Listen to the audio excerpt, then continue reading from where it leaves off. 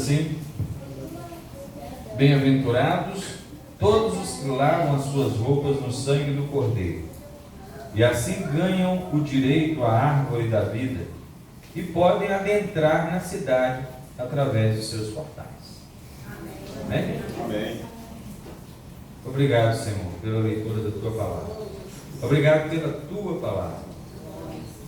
Nós aguardamos, esperamos, sim, temos a esperança de que o Senhor falará conosco e será suficiente para o nosso enlevo espiritual e edificação do Teu povo aqui, no nome de Jesus. Amém? Amém. Amém.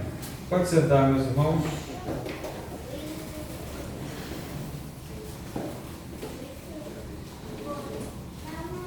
Eu não sei quanto tempo eu vou também usar hoje não, tá bom? Mas vamos lá.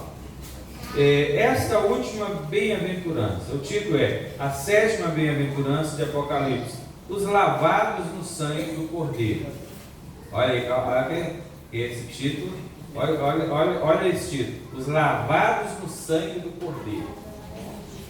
Olha aí, repete aí. Os lavados no sangue do Cordeiro. Para falar sobre isso.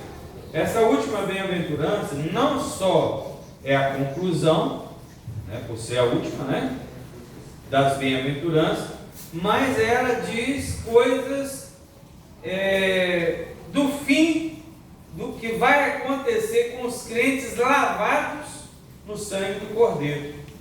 Duas coisas aí: eles participarão da árvore da vida, e aonde eles estarão? Eles terão acesso à cidade celestial.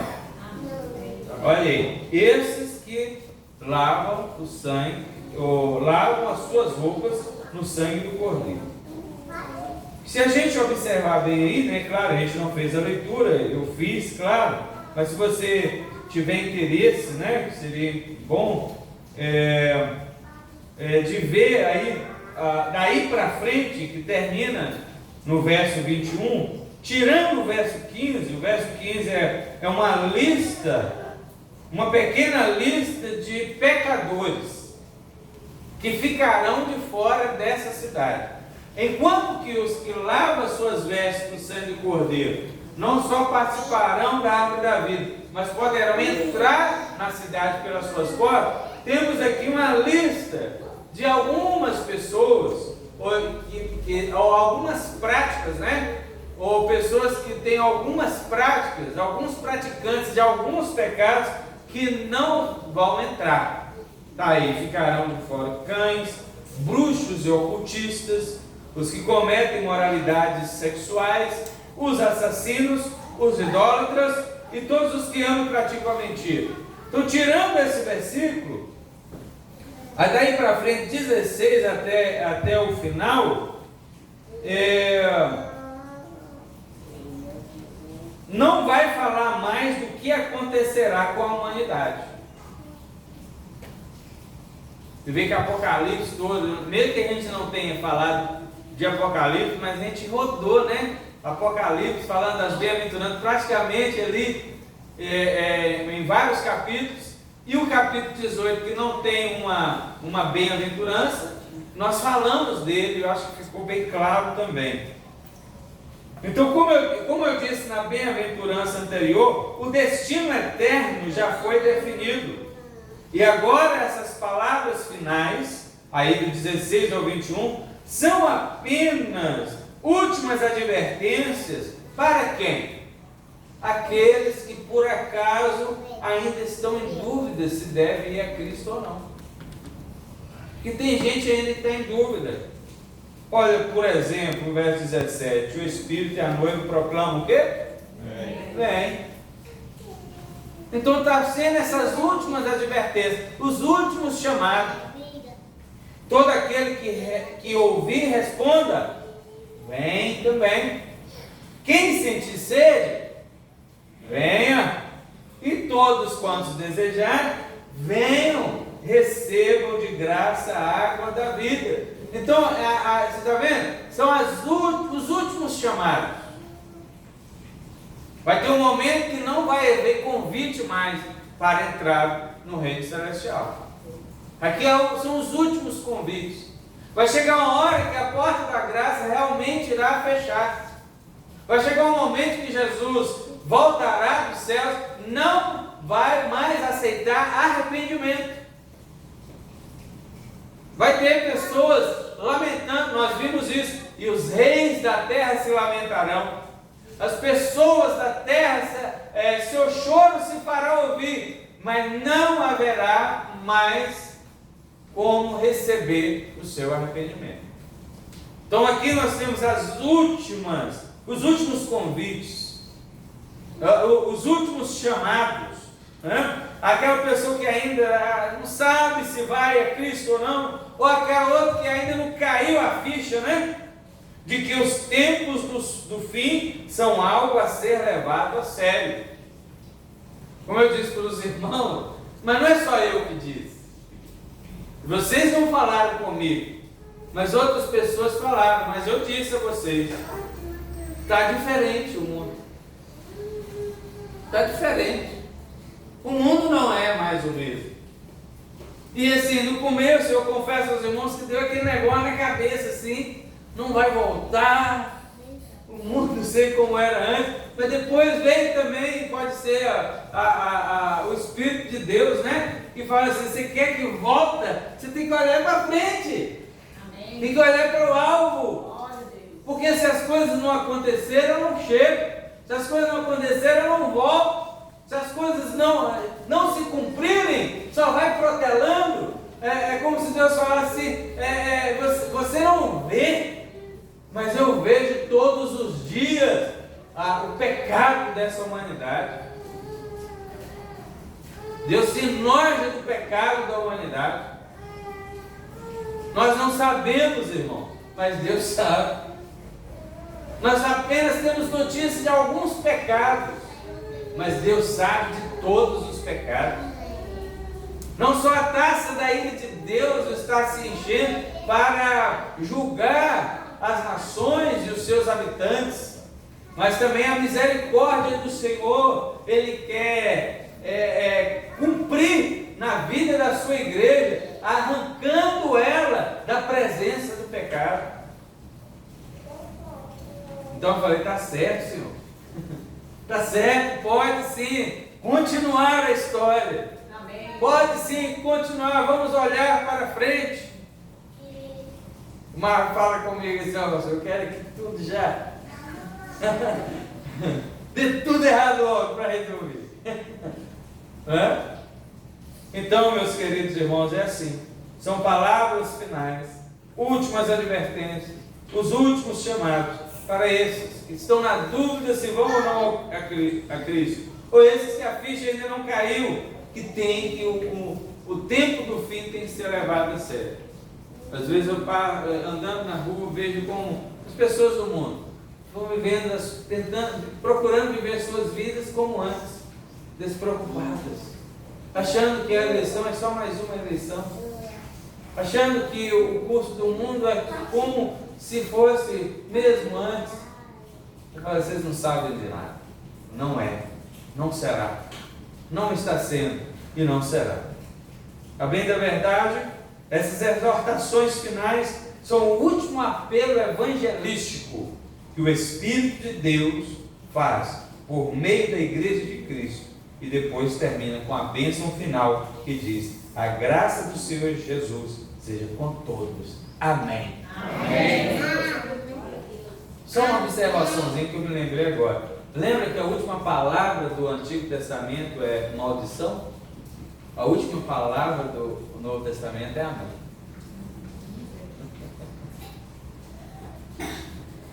O último versículo do Antigo Testamento é: para que eu não venha e fira a terra com maldição. O último versículo do Novo Testamento: a graça do Senhor Jesus seja com todos. Amém. Olha que benção. Benção. Não é benção, irmão? Aleluia. Esse mundo vai terminar sob maldição mesmo, mas a igreja está debaixo da bênção mesmo. Glória a Deus. Aleluia. Então o texto diz: bem-aventurados os que lavam as suas roupas no sangue do Cordeiro. Bom, quando a gente lê né, lendo a Bíblia aí várias vezes, que a gente já leu, está lendo, todo dia a gente lê, e a gente passa assim, mas sabe o que me chamou a atenção agora, que eu ainda não tinha percebido, fazendo essa leitura assim para preparar essa mensagem? Olhei esse texto assim e falei, tem um negócio aqui, o que é? Não diz assim, bem-aventurados que lavaram as suas vestes. Não é isso não. Está aí, eu olhei em outras Bíblias, mais umas 8 traduções diferentes, e todas elas constam o presente e o indicativo, a continuidade. Bem-aventurados os que lavam. Não é os que lavaram. Lógico que já lavou, mas não parou. Bem-aventurados os que lavam. A lavagem das roupas dos bem-aventurados é algo a ser feito constantemente. Daí deu para perceber o alto valor de todas as bem-aventuranças, porque os crentes em Cristo, eles não serão bem-aventurados no futuro, ao participar da eternidade ao lado do Senhor. Não, eles são, claro, mas não é somente isso. Eles já são considerados bem-aventurados agora. O que está preparado para nós no futuro é algo glorioso, mas nós já podemos desfrutar algo, um protótipo, né, um ensaio agora. Todas as bem-aventuranças apontam para o presente. Deus é tão maravilhoso que Ele nos faz participar de suas bênçãos desde já, ao mesmo tempo em que elas apontam também para o futuro. O crente é abençoado em todo tempo. Amém. A partir de agora, até na eternidade. Amém. E aqui entra o fato propriamente dito, pois é dito que os santos lavam as suas roupas. Para a gente entender o significado, a intensidade desse significado, que eu fiquei pensando, eu faço uma pergunta para a igreja. Está escrito aí, bem-aventurados que lavam, não é isso? Sim. Isso. Você lavou suas vestes hoje? Bem-aventurados os que lavam suas vestes no sangue do Cordeiro. Você lavou suas vestes hoje antes de vir para a igreja? Amém. Está vendo aí? Quando você chega em casa do trabalho, lá nos dias úteis, que você passou o dia, né, na correria, passou o dia nas suas atividades, correndo para lá e para cá, preocupado em resolver as coisas, você chega em casa no fim do dia, você também lava as suas vestes no sangue do Cordeiro? Olha aí. Eu acho que todo mundo está entendendo o que eu estou querendo dizer. Amém. Quando você viaja de férias e fica para lá longe, curtindo sua viagem, ou sozinho ou em família, você se lembra que é preciso lavar suas vestes lá mesmo e nem esperar chegar de volta da viagem? Não sei vocês, meus irmãos, mas eu me preocupei com o entendimento desse texto. Porque ele diz, bem-aventurados os que lavam. Está nos chamando para uma responsabilidade diária. Está nos advertindo para que diariamente possamos nos lavar. O nexo desse pensamento, desse versículo, evoca fortemente para a primeira carta de João. Volte aí, por favor. Primeira carta de João, capítulo 3, o verso 2 e 3. Olha o que diz aí, meus irmãos. Primeira carta de João, capítulo 3, verso 2 e 3, leia, por favor. Amados, agora somos filhos de Deus e ainda não se manifestou o que haveremos de ser. Sabemos que quando Ele se manifestar, seremos semelhantes a Ele, porque haveremos de vê-lo como Ele é. João? É isso mesmo, agora o verso 2 e 3. E assim mesmo se purifica todo que nele tem esta esperança, assim como Ele é puro. Isso, então presta atenção, ele está dizendo, agora somos filhos de Deus, não se manifestou o que havemos de ser ou haveremos de ser, mas sabemos que quando Ele se manifestar, seremos semelhantes a Ele, porque seremos como Ele, o veremos como Ele é. E todo que tem nele essa plena confiança ou esperança, o que Ele faz? Verso 3, meus irmãos. Purifica-se a si mesmo como Ele é puro. Irmão, se tudo estiver certo, se tudo estiver em ordem com a nossa esperança, nós não podemos simplesmente aguardar a vinda de Cristo sentado, olhando para um lado ou outro, não. O versículo que nós acabamos de ler diz que aquele que tem essa esperança, a si mesmo se purifica.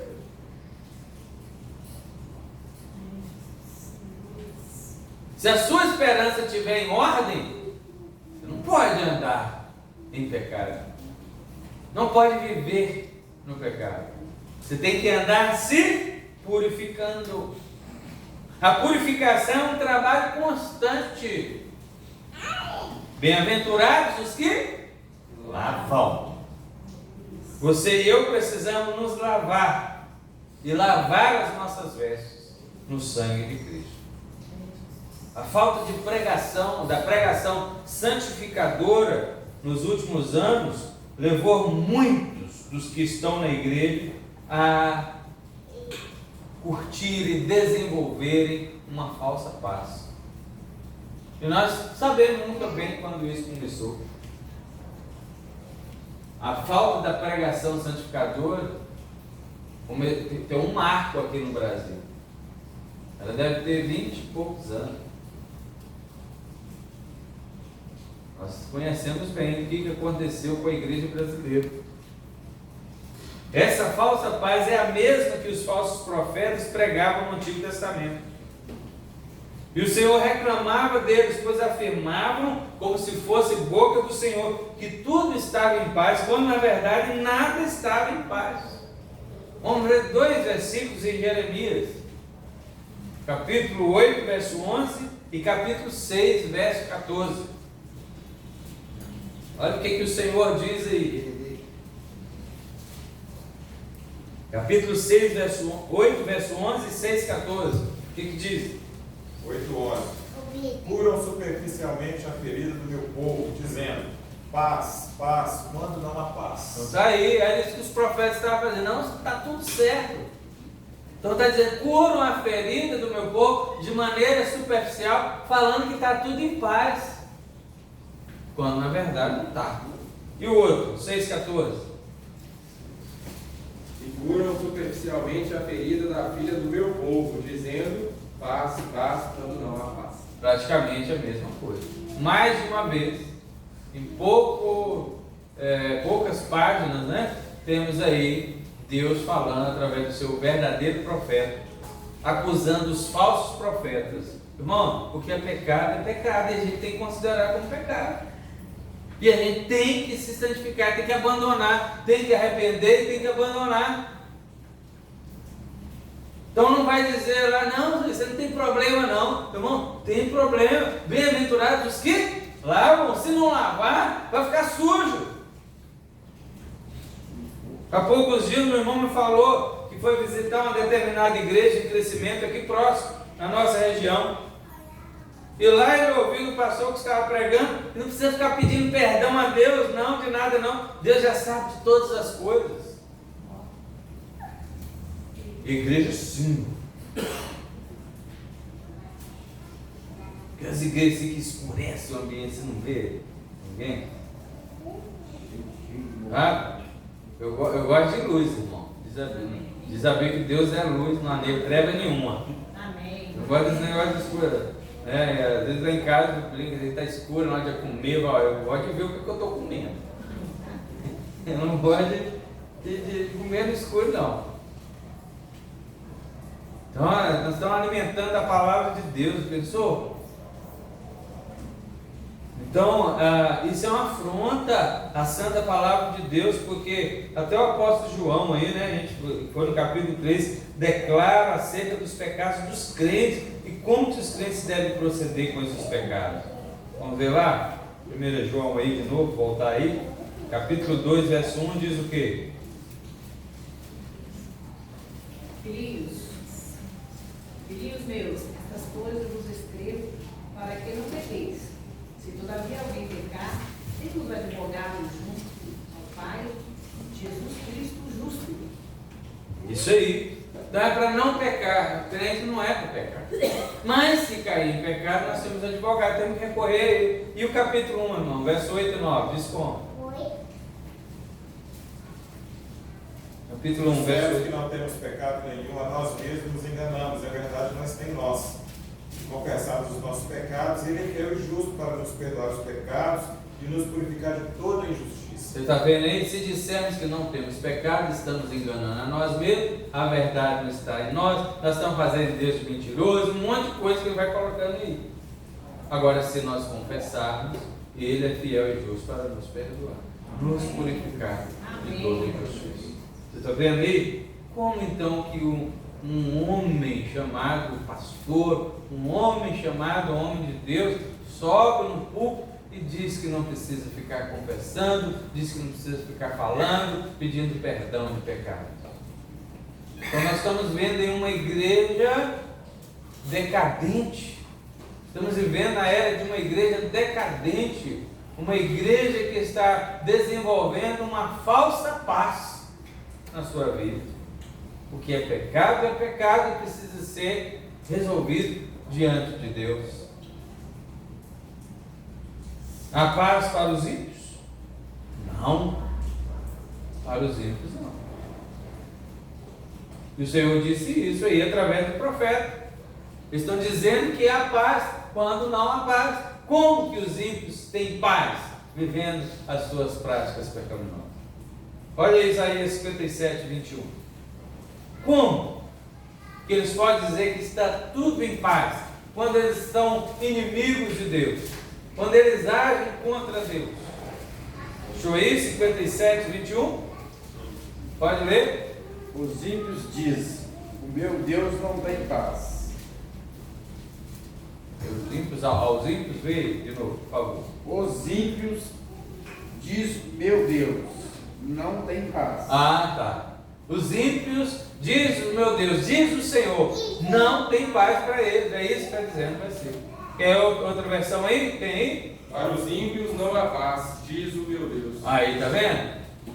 Para confirmar, para os ímpios tem paz?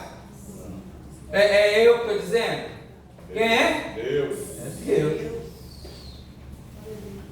E para o povo de Deus tem paz? Vocês estão na dúvida? Lava suas Ficou mãos. assim. Vai lá, Salmo 119. Salmo 119, verso 165. Lê aí. Grande paz que os que amam a tua lei, para eles não há tropeço. Aleluia. Fala amém. Amém. Para vocês entenderem. Lê aí outra pessoa, outra versão. Os que amam a tua lei desfrutam paz, e nada há que os faça tropeçar. Oh, glória a Deus. Você pode dizer amém, aleluia, glorificar a Deus. Você está vendo? Para os ímpios, não é nós que estamos dizendo que eles não têm paz. É o Senhor que diz que não há paz, porque eles estão contra Deus, Deus está contra eles. Isso, por enquanto, não está visível, porque nós falamos que há bênçãos, materiais, que é para toda a humanidade, bênçãos comuns a toda a humanidade, mas no dia da vinda de Cristo, isso ficará nítido, isso ficará claro. Pode ler. Muita paz tem os que amam a tua lei, e para eles não há tropeço. Amém, Jesus. Você está vendo aí? Mas para o povo de Deus, os que amam a lei de Deus, têm paz no seu coração. Então, espiritualmente falando, meus irmãos, não existe 3 estados espirituais, 3 estados do homem. Há 2. Ou o homem é salvo, ou ele é perdido. Jesus disse que quem não ajunta com ele, espalha. Quem não ama nada, não se interessa por nada. O homem sempre se interessa por aquilo que está no seu coração, o objeto do seu amor. Mas o Salmo 119 aí, aproveita aí o verso 97, diz o quê?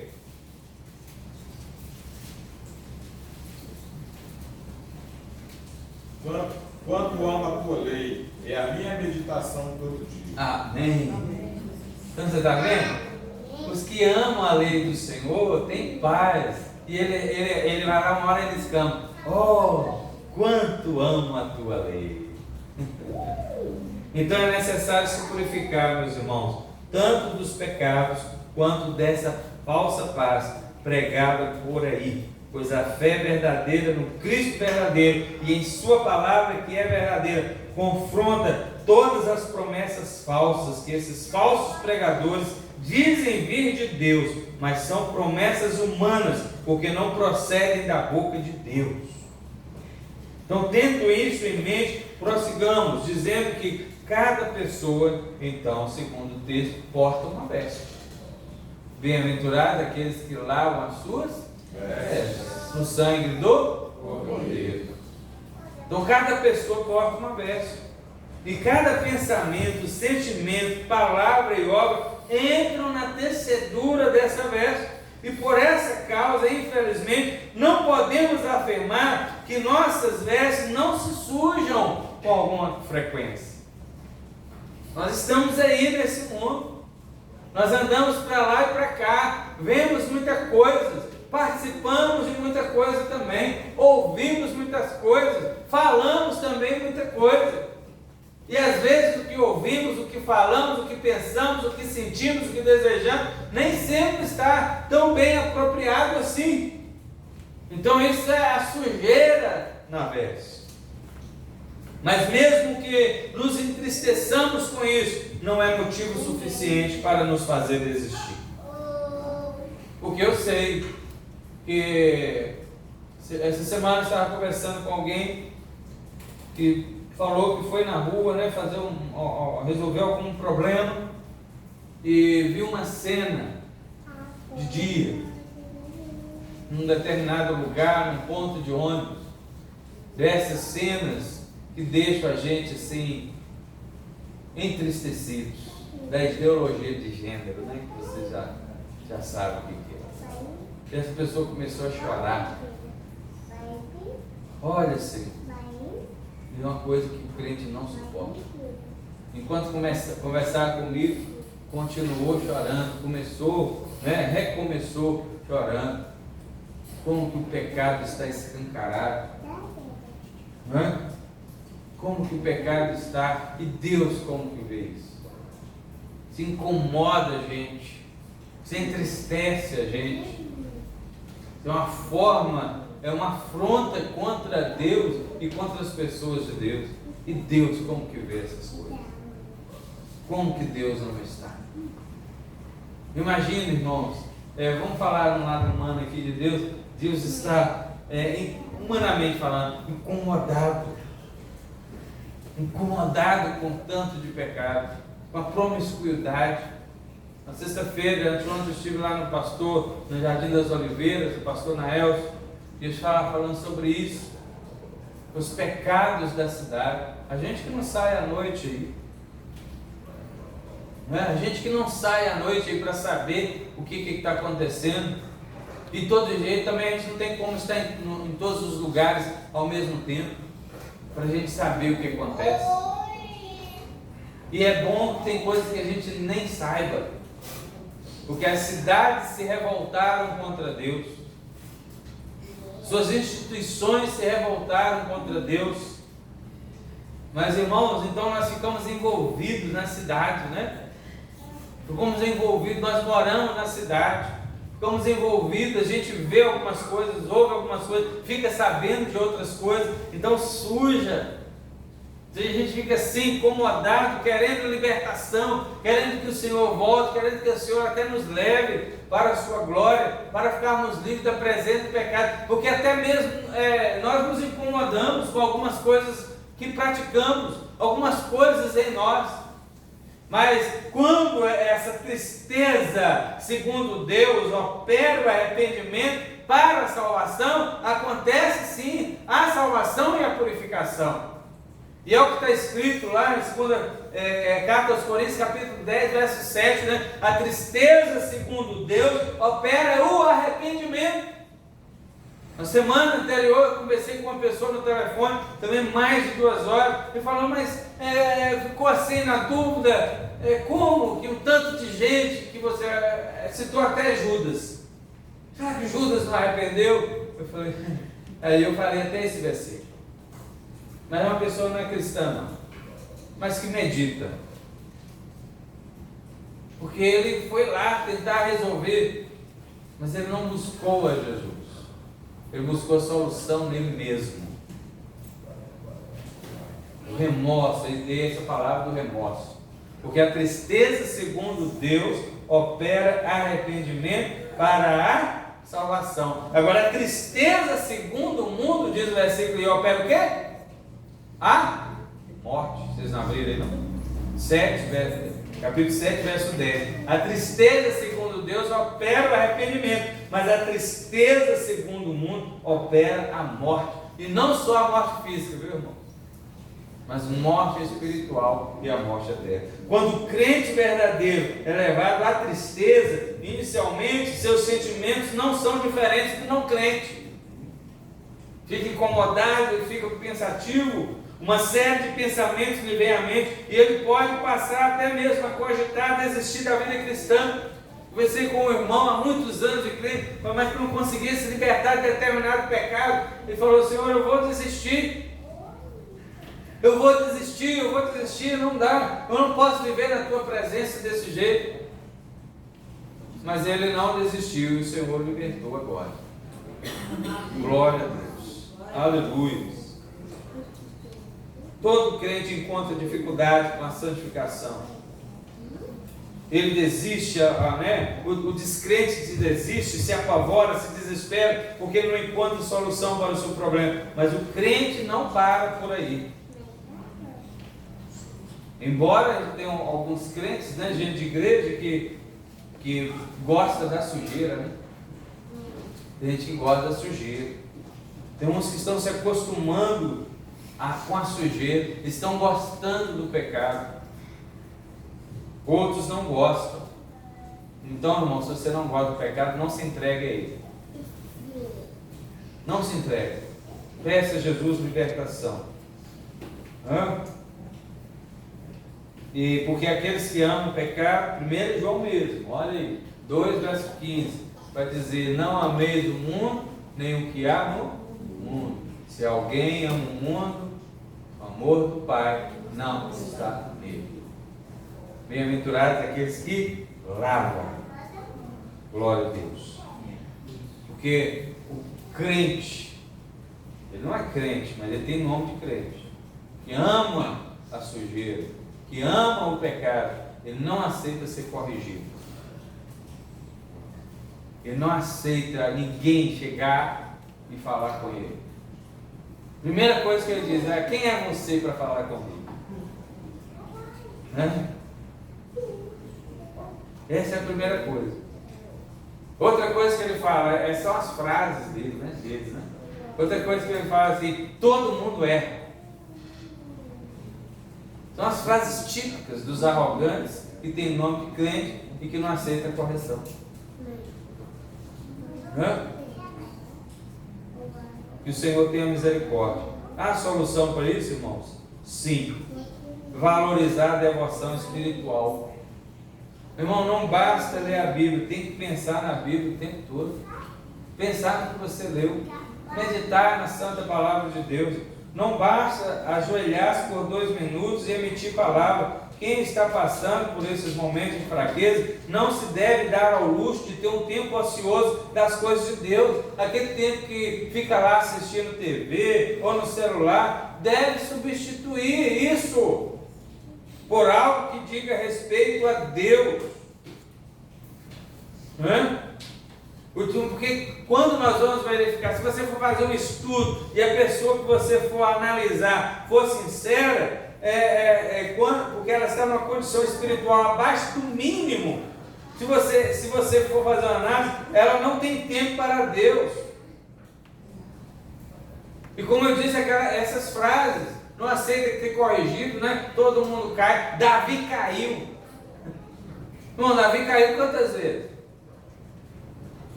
A pessoa fica caindo uma vez atrás de outra. Davi caiu uma vez. Aí fica caindo no mesmo pecado e colocando a culpa de Davi. O nosso padrão não é Davi, o nosso padrão é o Senhor Jesus. Amém. O nosso paradigma é o Senhor Jesus. E a gente não vê, irmão, você tem se esforçado para buscar mais a Deus. Eu fui uma palestra de um pastor, ele já estava há quase 20 anos no Evangelho, contando tudo. E ele foi um usuário de drogas, ele gostava da bagunça, ele não estava mais em Belo Horizonte, mas estava palestrando em Belo Horizonte, ele estava lá em Recife. Ele falou: olha, até hoje eu conto. E ele falou: eu estou há tantos anos, tantos meses, tantos dias, tantas horas sem usar drogas. Está vendo? Há quase 20 anos. Porque ele conhece o coração dele. Então, a gente não ouve essas pessoas falando assim: eu vou buscar mais a Deus. Não, eu tenho esse compromisso aqui. E eu fico contando os dias. Eu venci mais um dia. Eu venci mais um dia. E aí já está passando um ano, já passou 2, né? Como é o caso desse que eu estou dizendo. Então, bem-aventurados os que lavam. Você tem que lavar hoje. Amanhã você tem que lavar de novo. Mesmo que você não veja nada, no fim do dia você chega ao Senhor: ó Deus, eu estou aqui para lavar as minhas vestes no sangue do Cordeiro.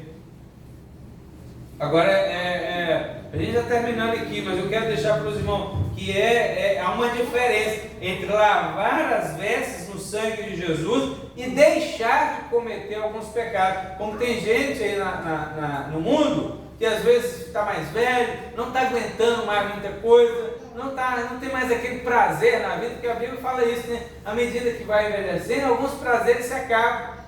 Então, às vezes, eu não quero nem sair de casa, já não faz mesmo algumas coisas. Não significa que ele abandonou o pecado, não. Não significa que as vestes dele estão sendo lavadas no sangue de Jesus, não. Deixaram algumas práticas pecaminosas, mas não se converteram ao Senhor ainda. Não nos deixemos enganar, irmãos. Por isso, não. A lavagem que o versículo está dizendo, esforço humano não conta. Não existe sabão humano que lave essas vestes, não. A única coisa que lava as vestes do ser humano é o sangue do Cordeiro de Deus. Amém. Mas isso não significa que o crente não deve se esforçar a hora nenhuma. Bem-aventurados aqueles que lavam.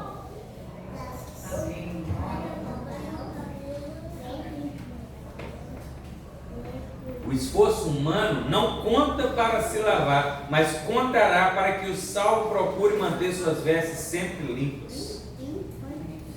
Ninguém se chega a Deus porque quer, Deus que escolheu, não é isso que a gente sempre fala?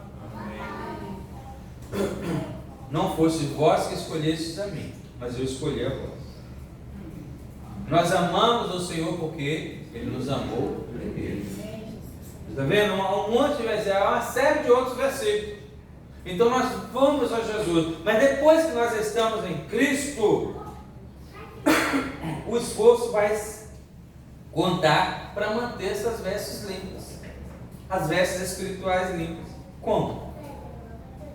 E a gente mantém as vestes espirituais limpas? Em primeiro lugar, evitar a sujeira sempre correndo dela. Corre da sujeira, irmão. Lembra que a Bíblia fala sobre Jó?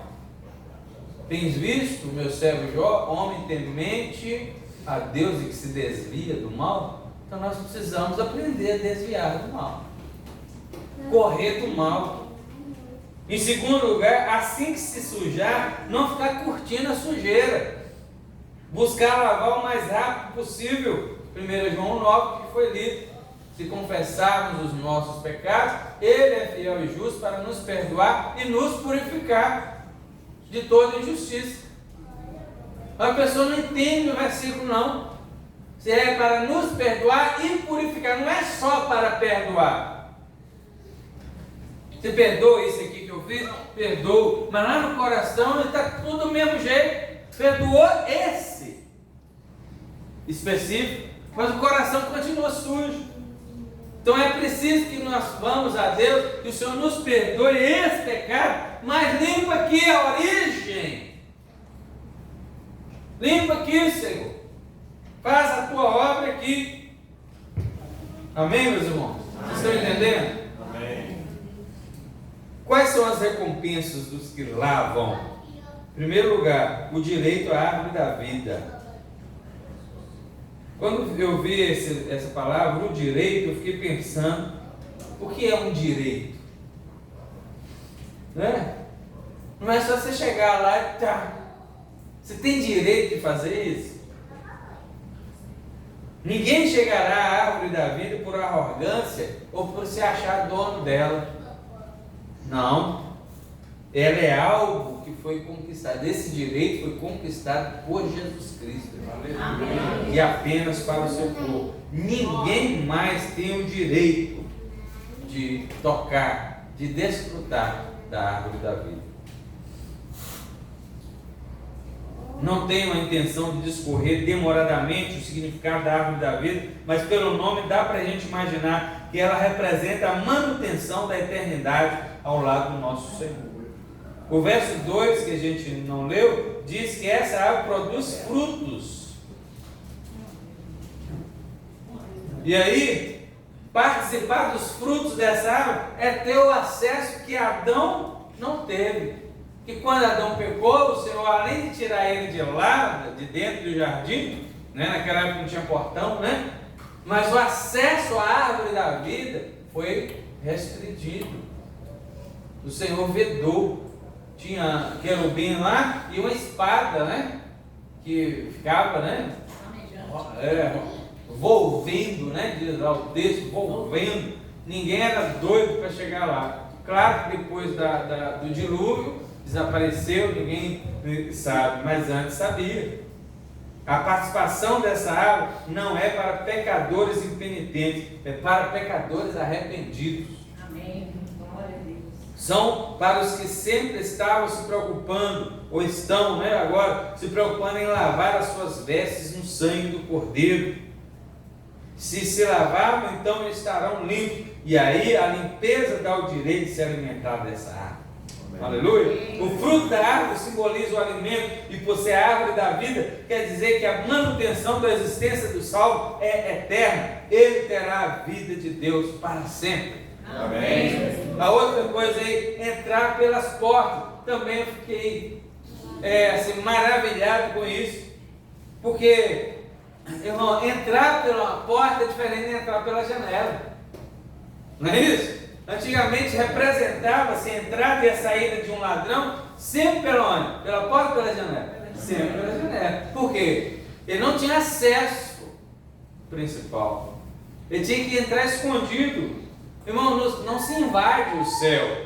Não pula o muro do céu como um salteador. Ninguém tem direito a entrar. A única entrada que é pela porta. E Jesus disse: eu sou a porta. Aleluia. Não é isso? Então a entrada pela porta confere àquele que entra que ele foi vitorioso. Amém. Ele teve acesso. Glória a Deus. Eu não sei se vocês sabem, mas antigamente, também na antiguidade, os criminosos não podiam residir na mesma cidade em que o rei residia. Então eles eram banidos da presença do rei.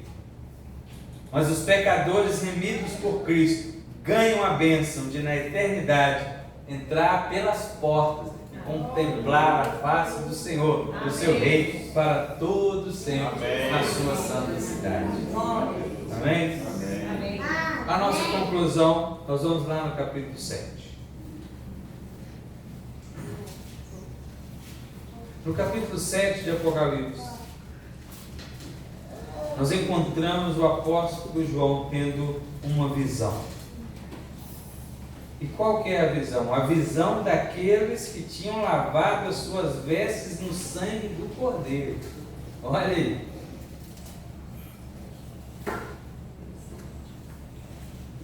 Verso 9 diz assim: em seguida, olhei. Deixa eu ir? E diante de mim descortinava-se uma grande multidão, tão vasta que ninguém podia contar, formada por pessoas de todas as nações, tribos, povos e línguas. Estavam em pé, diante do trono do Cordeiro, vestidos com túnicas brancas, empunhando folhas de palmeira, e proclamavam com grande voz: a salvação pertence ao nosso Deus, que se assenta no trono, e ao Cordeiro. Todos os anjos que se encontravam em pé ao redor do trono dos anciãos e dos 4 seres viventes prostraram-se diante do trono com o rosto em terra e adoraram a Deus exclamando: Amém! Louvor e glória, sabedoria, ação de graças sejam ao nosso Deus para todos sempre. Amém! Amém. Então um dos anciãos me indagou: Quem são? E de onde vieram todos esses que estão vestidos com túnicas brancas? E eu lhe respondi: Oh meu Senhor, tu sabe. Como é que eu vou saber, né? Então ele afirmou: Esses são os que vieram da grande tribulação e lavaram as suas vestes e as alvejaram no sangue do Cordeiro. Amém. Aleluia! Por esse motivo eles estão perante o trono de Deus e o servem de dia e de noite em seu santuário, e aquele que está sentado no trono estenderá sobre eles o seu tabernáculo. Olha as bênçãos: nunca mais passarão fome, jamais terão sede, não os afligirá o sol, nem tampouco qualquer mormaço, pois o Cordeiro que está no centro do trono será o seu pastor. Ele os conduzirá às fontes das águas da vida, e Deus lhes enxugará dos olhos toda lágrima. Aleluia! Aleluia!